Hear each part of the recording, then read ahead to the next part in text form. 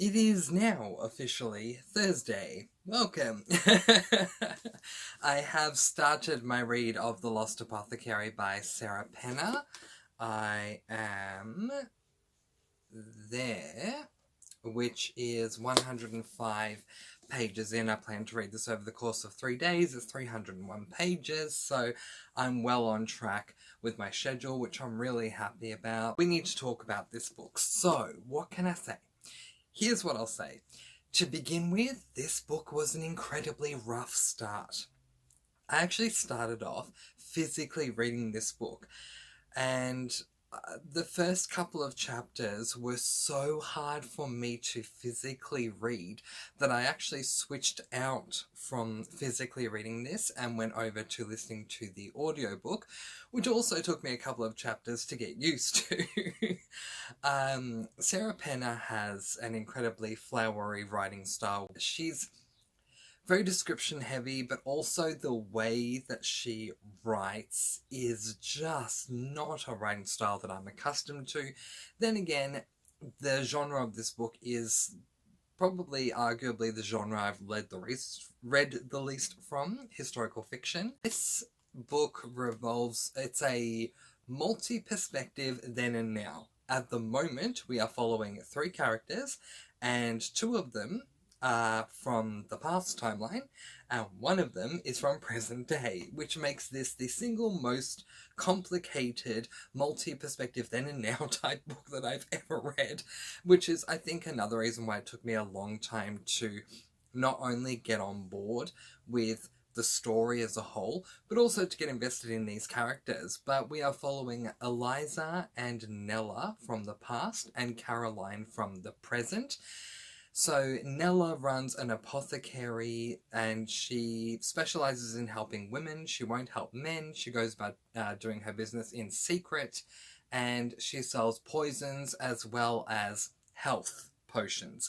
She doesn't believe in magic. She believes in doing everything naturally. Eliza comes into the story because her mistress wants to poison her husband. So Eliza has to go along and not only pick up the poison, but also put it in his food so that he will die. And Caroline, who is the now perspective that we're following, has come to England because her husband has had an affair and she's discovered this, so she ran away to London to have some time to think for herself, and she came across an apothecary bottle and she's wondering what's going on with this bottle. So, as I said, it took me a very long time to get into this book. But now that I don't remember what chapter it was where I finally got into it, but I got to a point where I finally got on board and got so invested and so intrigued by all the characters in this book. And now that I'm so excited to continue on with my read of this book. So we'll just have to see how we go. It is Friday, so time to update you guys with how things have been going with The Lost Apothecary. I am somewhere and there, which is page 216 out of 301. Last time I checked in with you guys, yesterday, I was telling you how I was really struggling with the beginning of the book, and I had to transfer from physically reading this book to listening to the audio version. I am so happy that I chose to listen to the audio version, because I seriously considered DNFing this book while reading the first couple of chapters. And what I've come to realize since that point is that this book is just a book that's one of those that has a slow start to it, but once it gets going, we are in for an amazing ride. I am just loving this book so much. At the moment, it will probably get 4 stars from me, which, had you asked me this yesterday when I first started the book, I would have said, no, you gotta be kidding me, I'm close to DNFing it. So that's a pretty big turnaround. The now perspective, Caroline, has become really interesting, and we've gotten to the point where things are starting to link up between what's going on with Caroline now in present day, being linked back to what was going on with Nella and with Eliza back in the past. So that has become very, very interesting. But I have to say, more interesting than that for me is definitely the perspectives of the past, Nella and Eliza.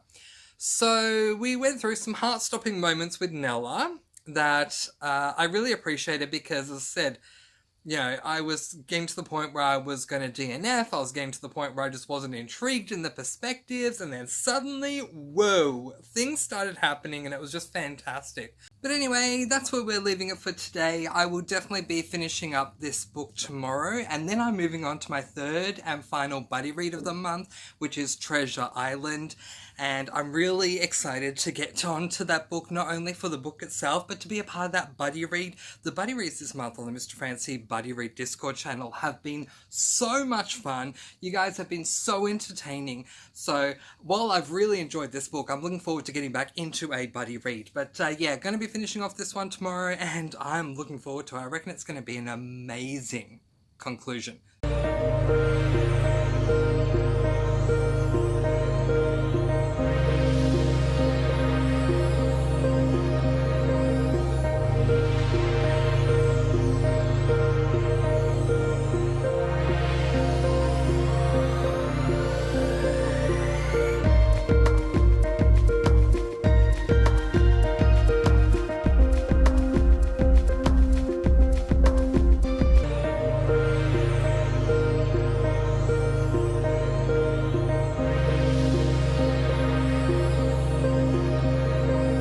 It is Sunday and I've just come off doing 2 videos, so I'm a little bit exhausted, but that's okay. I didn't do a reading vlog yesterday, so this is going to cover me for yesterday and for today.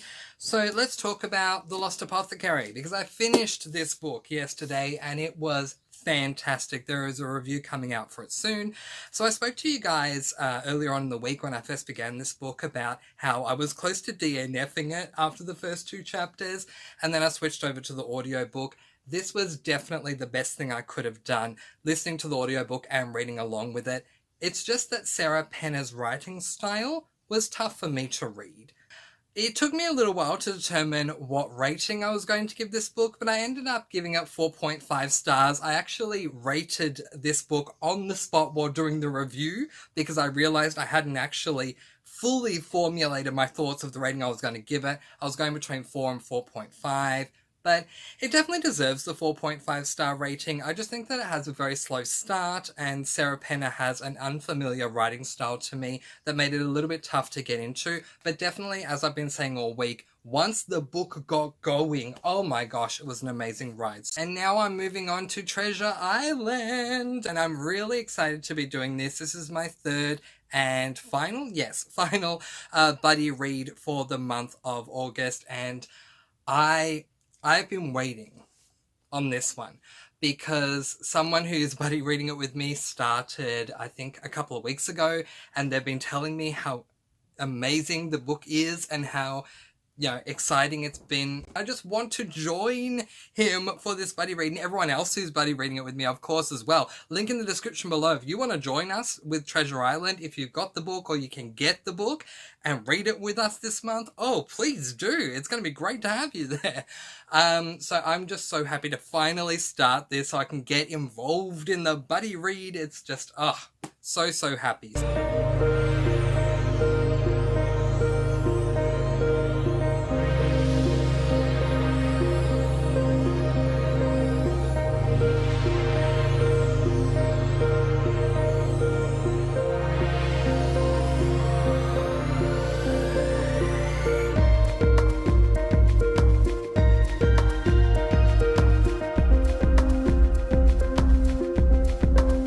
It is Tuesday. I did not update you guys yesterday, just didn't get a chance. It was a very flat out kind of day for me, but I have finished Treasure Island and I was so incredibly excited to go into this book, you guys, because I have heard a very condensed version of this book, like a half-hour summary, children's updated writing style audio version of this book, and I listened to that many times growing up.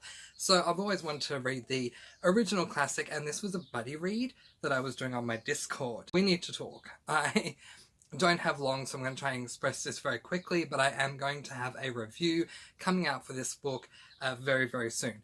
But anyway, I had a few issues with this book. My first issue was the writing style. This book was written very early on in the 1800s. You guys have told me that that is the Victorian era, and Victorian era writing styles. The writing style is very hard to read, and I completely agree. I got through the very first paragraph on the very first page and decided, yeah, no, I need to listen to the audiobook. So I listened to the audiobook while physically reading along with the book to assist me with managing with the writing style, while also trying to keep up with physically reading the book. Now, the writing style, very, very tough to read. That didn't change throughout the course of the book, but my second issue with this book was that it came across as very formulaic to me. We would have moments where there was high action and a lot of things going on and and then it would just slow down and we would deal with the aftermath of what that action was, and everything would just be very, very slow. And then we would get high action again, high action, and then it would be very, very slow, and then high action, and then very, very slow. So the high action stuff I really, really loved, but the slow stuff in between the high action sequences just really didn't grab my attention at all. This is a book that I'm going to say I'm happy I read it. I now know the original canonical work that Robert Louis Stevenson wrote, and I appreciate that, but I don't feel like this is a book I would want to rush to reread anytime soon.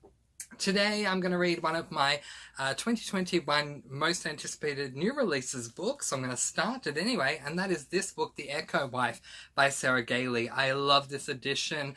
I looked far and wide for a copy of this edition because there are two editions out there. I don't like the other one. The other one is so easy to get. This one, not easy, but I've got a copy of it on me. All I know is that this is an adult sci-fi that revolves around a woman who creates a replica of herself because she doesn't trust her husband, and things ensue because of that made replica. So I'm excited to get into it. We'll see how we go, and hopefully I will update you guys tomorrow on Wednesday. It is Wednesday, which means it's time to wrap up this week, which has been a really up and down reading week. But let's talk about The Echo Wife, shall we? I am at page 146 of this book. And I have some bad news. I'm DNFing this. So, this book was one of my most anticipated new releases for 2021. I was so excited to get to this book. I worked tirelessly to find this edition because this cover was not easy to find, and I didn't like the new cover that came out that is most commonly found. And after all that, I actually ended up being really disappointed, mostly with this book. I do not remember the last time. Okay, I don't annotate, but every time I read a chapter, I'll write a couple of notes down on my Discord just to express how I'm feeling. I don't remember the last time I got to halfway through a book where so many times I had said, I don't know what's going on, I'm finding this book really confusing, why are we still doing this? And at the same time in my mind thinking, why am I still reading this book? So originally, even earlier today I planned to continue, but then I came to the decision, no, you know what, I'm just going to DNF it because it's just frustrating me. So the basic premise of this book is that we are following a woman whose name is Evelyn. The book opens up with Evelyn's husband having had an affair, and he's now living with the woman that he had an affair with. Turns out that this woman is a replica, a clone, if you will, of Evelyn. There's more to the story than that, but that's enough of a premise to begin with. Things go down with the clone, so let's put it that way. My problem with this book compared to Brandon Sanderson and Mary Robinette Kowal's The Replica, which I loved so much, is that this book is filled with a ton of exposition. So what is exposition? Exposition in a book is where you are telling as opposed to showing. To give you an example of this, let's just pick a random thing that's nothing to do with this book. Let's just say that Carlotta has decided to go to a birthday party, and one thing that she loves about birthday parties is talking to Brandon. Brandon is a really nice guy, and she would love to be with him one day, and here's all the reasons why, and da-da-da-da-da-da-da-da-da-da-da. This is telling as opposed to showing. If you were to show this instead, you would have Carlotta going to the party, maybe internally expressing that she can't wait to get there, and then we find out why as the story goes along. Carlotta enters the party, she starts talking with this guy, and then while she's talking with him, she's saying, oh, I like him, and da-da-da-da. So there's a big difference between telling and showing. Telling is exposition, and I'm just not a fan of it. We have 2 full chapters of exposition in this book before anything remotely interesting happens. And then when things start to happen, it just gets incredibly confusing because things happen that don't quite make sense because that hasn't been explained. What has been explained is stuff that doesn't need to be explained instead, and it just gets incredibly confusing. I feel so disheartened and so let down by this book and by being choosing to DNF this book, considering how much I was eagerly anticipating it. But I'm not going to continue on with the book that is just disappointing me even past the halfway mark. Moving on into next week, and the next book I'm going to be reading will be this book. This is an ARC version of Piranesi, or Piranesi. I'm going to be able to pronounce this by the time we get into next week. It's by Susanna Clarke. This is, I believe, a YA fantasy, but I'll confirm all the stats with you guys when we get to that video next week. But I'm excited to read this one. A lot of people love the character of Piranesi. A lot of people love this book, so I want to love it too. Let's see how we go. Let's hope we don't DNF. We'll get into that next week. So let's wrap up what occurred this week. Starting off with The Lost Apothecary by Sarah Penner. I ended up giving this book 4.5 stars. I then went on to Treasure Island. I gave it 3 stars. I'm happy I read it because now I know the original canonical work, but it's not a book that I would rush to reread. And disappointingly, DNFing The Echo Wife because there was just way too much way too much tell rather than show. And as I said, next week, picking up Piranesi, peering at Piranesi. Alright, that's it. That's where I'm going to leave it for this reading vlog for this week. Letting you guys go with peace, blessings, and so much love. I'll see you again with my reading vlog for next week. But in the meantime, I post videos every Monday, Wednesday, and Friday, and I'll see you again soon. Mwah. Thank you so much for watching, and happy reading!